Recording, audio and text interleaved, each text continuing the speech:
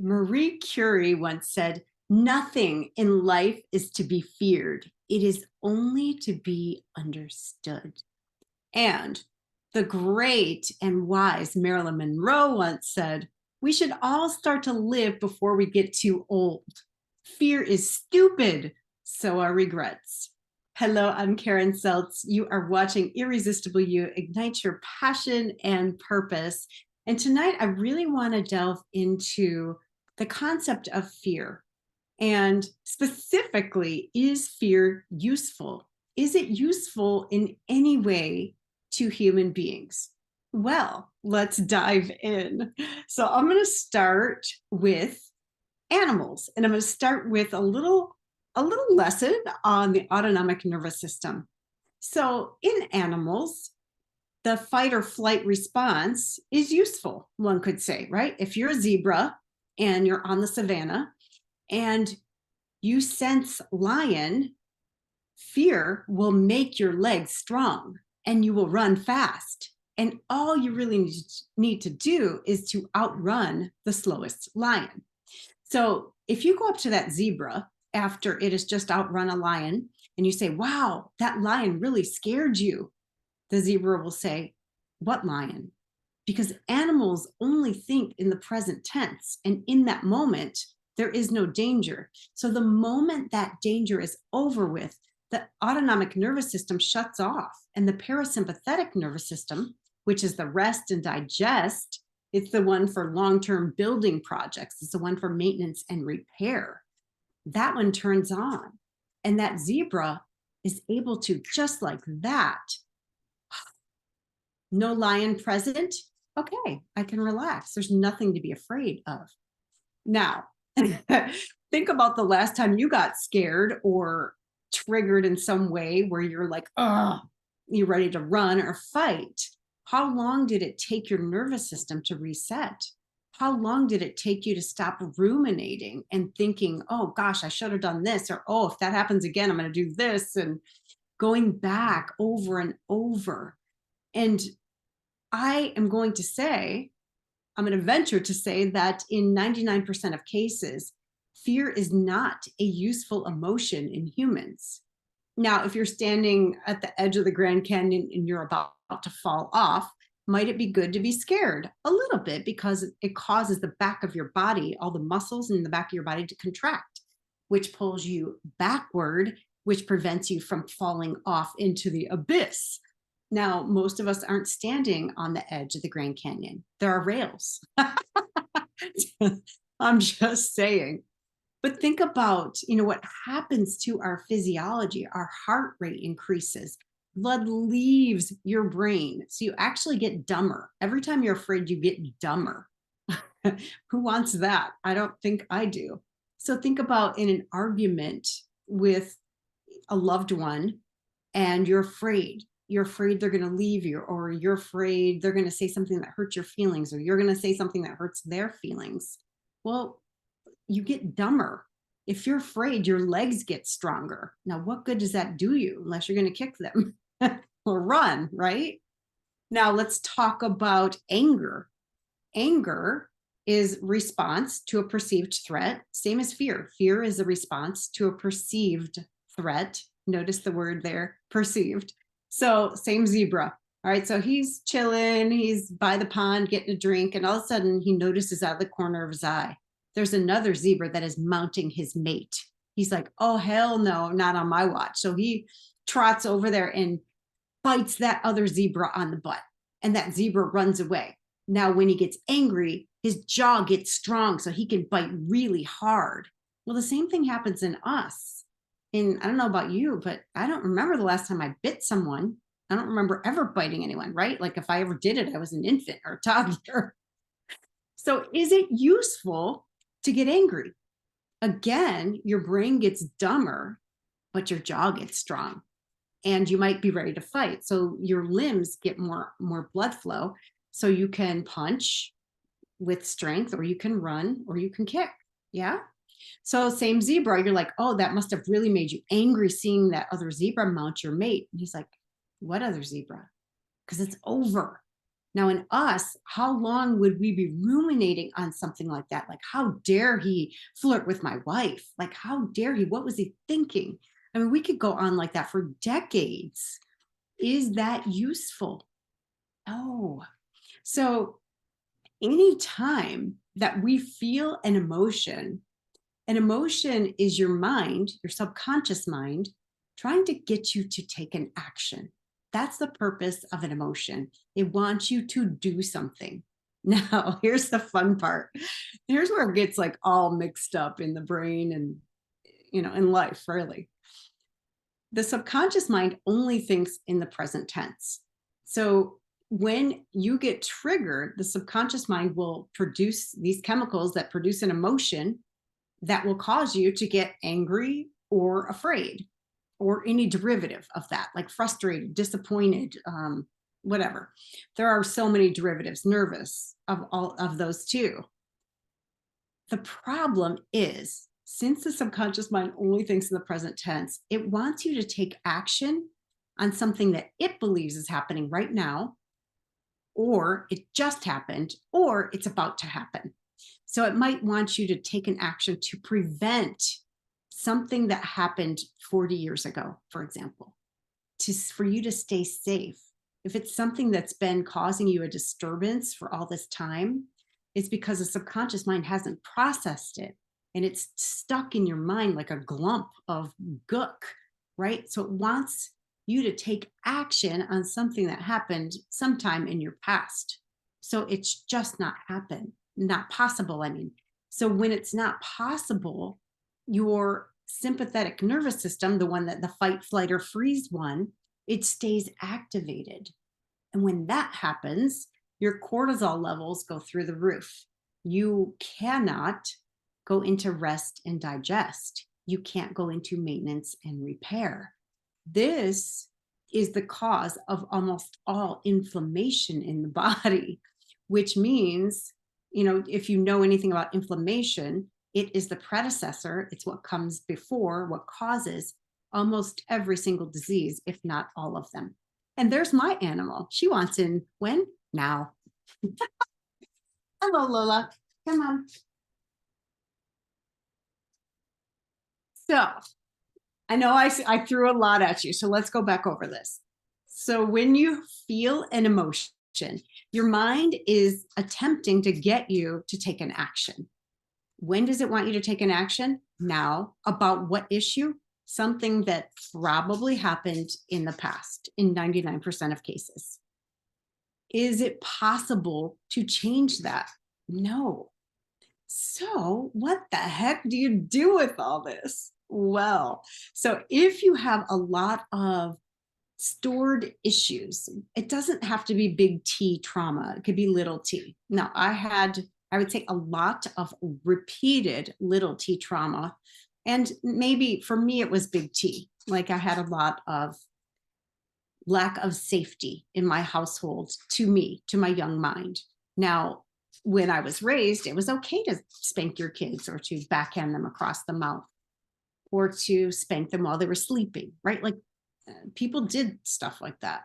And it doesn't mean that my little brain processed it as, oh yeah, they're just trying to help me become a good person, help me to behave and be responsible and fit in society. No, my brain gave it the meaning that there must be something so inherently wrong with me that my own family doesn't even love me. My own mother and father do not love me. And I think, I had a conversation today with this woman. We were talking about the book Real Love. And one of the things that the author Greg Bear says is anytime your parent or a parent expresses anger or disappointment, that's so crazy to me as a parent. Luckily, I knew this before I had kids, but anger or disappointment, all the kid hears is, I don't love you. And for me, anytime I heard, I don't love you, I made it mean that I personally was not lovable. And we all have our own flavor of I'm not enough, and it could look like I'm not worthy, I'm not good enough, I don't matter, I don't deserve good things. There's a lot of different variations of it. And they all boil down to, I'm not enough. And for me, it's like, I'm not lovable and I'm not worthy. Those are my two main things that ran me for most of my life.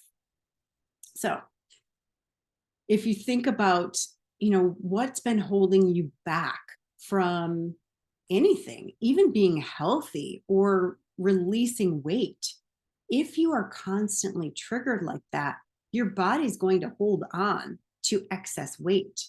Your cortisol's shooting through the roof, which everybody knows is like the stress hormone, and it causes weight gain. But it also, if it thinks your survival is threatened, your body is going to hold on to excess weight as fuel for later, because who knows, you might starve to death. So it's doing everything it can to protect you from extinction, from dying. And it means really, really well. It's not out to hurt you on purpose. It's not. It is a system that has, I don't know, we've evolved past its usefulness in most cases. So it's kind of interesting. So what the heck do you do about it? Well, it's so interesting. So many years ago, probably 6 or 7 years ago, I went through this process to release stored trauma. And I had no idea what I was in for. It was actually through my business coach, believe it or not. And the gentleman who did the training for us billed it as a performance enhancer. He was working with athletes or top executives, and just for athletes, trying to get them to improve like 1%. And 1% for the top athletes would put them at the top of their game, would have them beating almost everybody, because there's such a narrow difference at that level.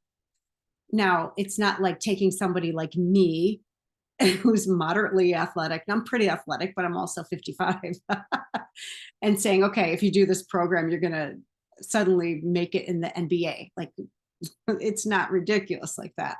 So it has us, our minds, entertain what has value, what would be good to have done. So it doesn't mean like it's fun to do it. Like a lot of things that are going to cause us to grow and stretch and live our potential are not fun to do. We're going to be pushing against our programming, which is safety. So anything we haven't done in the past, anything new, the subconscious mind reads as dangerous. So it's going to do everything it can to keep you from doing those new things. Even if you know consciously, like with this part of your brain, that this would get you closer to your goals. Your survival brain, the 95%, the subconscious mind, is going to throw everything it can at you to keep you safe, which means doing exactly what you did yesterday and the day before and the day before that. And you get the picture. So what the heck do you do to override it? Because these two pieces, like the prehistoric part of the brain and the new part, don't interface well. So I did this program, and what I was saying is it teaches your mind to entertain what has value, what would be good to have done, and what is possible to do. What's possible? So is it possible for me to be in the NBA? I'm not thinking so. I'm 5'3", I'm a woman. Can't jump. I mean, really, seriously. So your mind entertains those things, and then it releases the things that no longer have value. Like when I first did this program, I didn't clear this on purpose, but as a result, I realized, okay, I'm going to back up just a second. Stay with me. So I was in sales for like 20 years, outside sales. And what we were supposed to do as salespeople is call people on the phone and make appointments. So that's like a really good use of our time, because people have already said yes to us. And then we show up and show them our stuff, right? I was terrified of the telephone, terrified. I could not pick it up to save my life. Even when my job was, I wouldn't say it was in jeopardy, but when I have managers come ride with me, it was good for me to have a full schedule. I still couldn't make myself do it. I was absolutely terrified. And I realized after doing this program that, all right, number one, like, I'm not afraid to pick up the phone anymore. Okay, I'll call someone. So I was able to call people that I didn't know. And I felt, like as a salesperson, like I was imposing and they didn't want to see me. I didn't have trouble calling like my friends or things like that. But people that I didn't know, I was mortified. And then through doing this program, I realized that it was because I grew up in a chaotic environment. I never knew when I was going to get hit. And so I was constantly scanning the environment and watching people's faces. So if I was talking or if they were talking, I was like studying everything. So talk about being on high alert. I mean, I was like, my eyes were probably wide open. And even if I was talking, I'm studying, okay, if I say this, is it going okay? Or do I need to switch directions?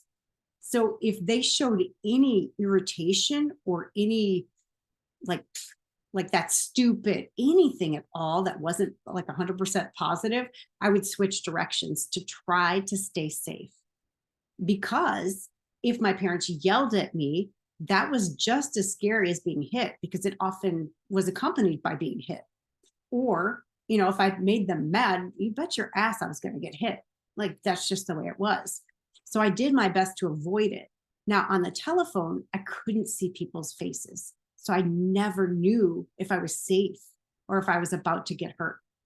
And it makes no sense logically. Like it makes no sense at all. But looking back at it, I'm like, oh, no wonder it was terrifying. It felt like every time I thought about picking up the phone, I was terrified that I was going to get hit or yelled at or both. And so I wouldn't do it. I avoided it at all costs. So that's something like it gets programmed a certain way and then it shows up in adulthood. It's not useful, right? It is not useful to be afraid of the telephone. It's just not. And so I went through this program and I'm like, oh, I'm not afraid of the telephone anymore. Okay. And there's so many things that opened up for me. And the other big thing was the amount of available energy I had was insane. Like it went through the roof because I wasn't constantly using it to scan the environment. My body wasn't like, my heart wasn't beating. It wasn't going 24/7 trying to keep me alive, thinking there's a predator right around the corner. And that's what's available. Then I also stopped getting sick. Like my body repaired itself. I released weight. I mean, it's just like all the things started working properly because they weren't getting hung up on other things. And my parasympathetic nervous system was allowed to come online and do its job, especially when I was sleeping. I've said a lot. So what I'm inviting you to do is to look into this. Like, what has it been costing you being in a stress response if you're in it? And can you actually calculate like how many hours of the day you spend in these unwanted emotions? If you have any of that, please reach out to me. This is what I am doing now. I am supporting people in clearing it, clearing that trauma.